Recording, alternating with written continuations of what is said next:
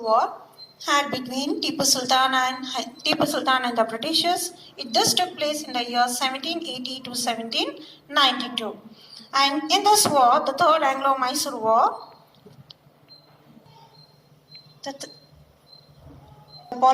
Travancore, which was the main reason for this Third Anglo-Mysore War. Once again, I repeat, children, Travancore was the main reason for this Third Anglo-Mysore War.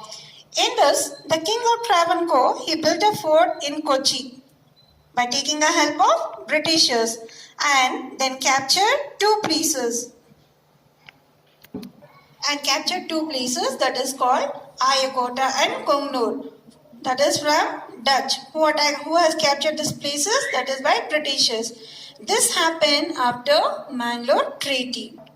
And later the British captured the places like Karwar, Coimbatore, Dindigul and many more places captured by Britishers under the leadership of Meadows. And later Tipu Sultan entered the region and he captured two places. The two places like Baramahal and Satyamangalam. These two places were captured by Tipu Sultan. And later Tipu Sultan attempted to capture the place called Tiruchinappalli, but he failed to capture this Tiruchinappalli. And after capturing the places of Baramahal and Shivam, that's called Satyamangalam, the great leader, Lord Cornwallis. So can you remember, children, we studied this in Impact of the British Rule in India. Who was he? He is a person to implement the Zamindari system. Lord Cornwallis, he was a leader of the British and he entirely changed the army course, that is the war. The British army, under the leadership of Lord Cornwallis, he sent the British army and they captured two places, that is Kolar and Hoskote. And later, they destroyed the fort of Bangalore and captured Bangalore, and that was guided by Lord Cornwallis. And later, Cornwallis, he took the help of two people in the two groups, that is Marathas and Nizam of Hyderabad. So, and when we include British, this is called a tri-party. British, Marathas and Nizam of Hyderabad. So, Lord Cornwallis took help of the two groups and he defeated Tipu Sultan. And in this, the war took another conclusion. What is that? Joining Marathas and Hyderabad, the Britishers. The Marathas are the people to capture the place like Sonur, Gajendragarh and Lakshmeshwara, Uppalli and other places. These were captured by Marathas. And the combined army, in the sense that the Nizam and the Marathas, marched towards Srirangpatna and captured the fort in the year 1792. After capturing the fort in the year 1792, and the fort was completely destroyed by Marathas, the combined army, Marathas and Nizam of Hyderabad, and Tipu Sultan has to undergo to an agreement that is called the Treaty of Srirangpatna in the year 1792. That, in the sense, in Third Anglo-Mysore War. Yes, Tipu Sultan has to undergo to an agreement that is called the Treaty of Srirangpatna in the year 1792. That is during Third Anglo-Mysore War. In this, the British were very successful, that the conditions were given by the Britishers that made Tipu weak. What is that? Number one, Tipu was forced to pay half of his kingdom and also to pay 3 crore rupees that took place during a war and caused damage, and also pledged 2 of his children as a guarantee against the payment. So these are the things which were given by the Britishers to Tipu Sultan. And later he was also forced to release the prisoners of war. And the British withdrew the combined army from Srirangpatna. Yes, so these are the conditions given by the Britishers to Tipu Sultan. We studied, right?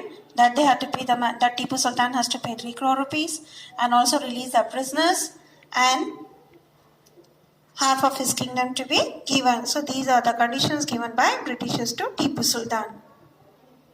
So after after the conditions given by the Britishers in Third Anglo-Mysore War, Tipu Sultan, he paid all the dues and got released his children, and he also gave away the territory to the British, that is, allies as agreed, what the conditions were given by them. And he also right over the Malabar region under the British occupation, and the British refused to that argument given by Tipu Sultan. Now we are going to study about the next Anglo War, that is called the Fourth Anglo-Mysore War, that took place in 1798 to 1799. That is the last Anglo War of Mysore, Tipu Sultan and British. Lord Wellesley, he became the Governor General of India in the year 1798, and here again the political activities took place when he entered India. Tipu Sultan became intensified during this period, and Tipu attempted to form an alliance of local ruler and also a closeness to the French, which Lord Wellesley came to know, and he was very angered to this news. And Tipu sent an ambassador to France to seek the alliance. So Sultan needed a help, so he sent an ambassador to French here. And later, they thought of an alliance between the French and Tipu Sultan. British came to know about this, that Tipu Sultan has sent an ambassador to the French, and he is going to threaten against the Britishers. And later here, in this, another treaty containing inhuman and impractical conditions that was forced on Tipu Sultan, and later Tipu Sultan rejected what was given by the British to start in Fourth Anglo-Mysore War. And in this, how does Fourth Anglo-Mysore War begin? So this is a refusal given by the Britishers to Tipu Sultan, and in this Tipu Sultan rejected, that is not ready to that refusal. The war started in the year 1799.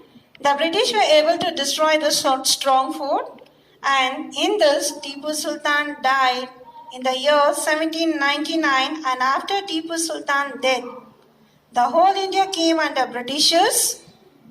So here, after the death of Tipu Sultan, the territories under Tipu's rule, it was shared among British, Marathas and Nizam of Hyderabad.